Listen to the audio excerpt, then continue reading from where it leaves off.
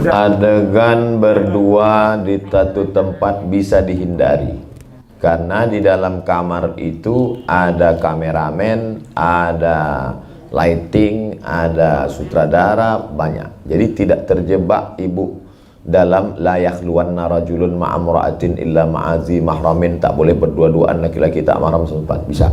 Tapi yang pegang tangan tak bisa dihindari, harus dihindari. Tak bisa berkata, kamu tadi kok pegang tangannya? Karena lebih baik menusukkan paku dari api neraka ke kepala min antamus sayada mara'atin la tahillu lahu, daripada menyentuh tangan perempuan yang tak mahram. Kebetulan aktingnya di situ pegang tangan. Lalu kemudian misalnya, kamu kan udah hijrah, udah ngaji, kok pegang tangan? Tuntutan skenario, nggak bisa. Jadi yang perlu dipikirkan sekarang bagi insan pekerja seni ini adalah bagaimana membuat video yang bisa menyelamatkan orang lain tapi juga kita selamat. Saya banyak tonton film-film film pendek yang banyak sebar di internet yang produk Thailand itu. Tidak ada pegang tangan, tidak, tapi menyentuh. Pertama yang saya tersentuh tentang orang gila yang tidur di depan toko yang disiram. Itu kan ngeri sekali efeknya bagi orang yang meremehkan orang miskin selama ini. Ternyata yang menyelamatkan toko dia itu orang gila yang selama ini dia usir, dia siram. Tak ada orang gila itu pegang tangan. Jadi artinya pekerja seni mulai berpikir bagaimana menulis cerita, menulis kisah, pengalaman true story orang yang kira-kira menjadi inspirasi. Terakhir kemarin saya nonton tentang cerita perempuan kaya direktur mengajak sopirnya punya mobil jelek. Kata direktur ini, nggak apa-apa saya pakai mobil kamu aja, yang penting kan sampai di tengah jalan ditabrak dari belakang. Orang kaya sombong ini minta ganti.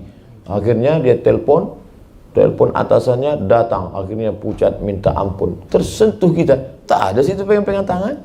Nah, bisa. Jadi cobalah berpikir sehingga mengeluarkan cerita-cerita yang menarik tanpa harus menyentuh akidah, tanpa melanggar aturan-aturan agama kita. Saya pikir itu pekerjaan luar biasa. Karena banyak orang sekarang tidak tersentuh kalau lewat ceramah.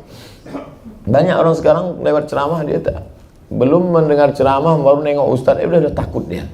Tapi kalau ceramah ini dikemas dalam bentuk film, ud'u ila sabili rabbik, ajaklah orang ke jalan Tuhanmu bil hikmah, dengan santun, wal mau'izatil hasanah, suri tauladan, tambah satu lagi dengan film. Buktinya ketika disentuh hati dengan novel, menarik. Ketika cinta bertasbih, di mihrab cinta, dakwah lewat novel, menarik. Kalau Ustaz Somad yang ceramah, tak menarik. Tapi kalau ditulis, dibuatkan filmnya, menjadi menarik. Oleh sebab itu, tidak selamanya dakwah itu hanya lewat tausiah ceramah, tapi juga lewat film.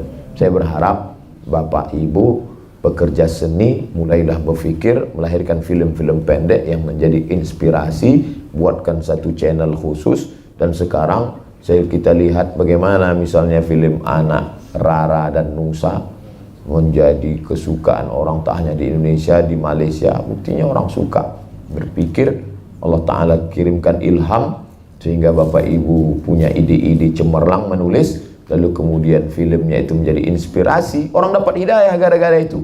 Itulah sebenarnya dakwah itu. Ayyahdiyallahu bika rajulan wahidan khairum min humurin na'am. Satu orang dapat hidayah karena engkau, lebih baik daripada engkau memiliki seekor unta yang merah. Bukan karena ceramah, tapi karena film pendek yang, tapi tidak selamanya film pendek itu tidak.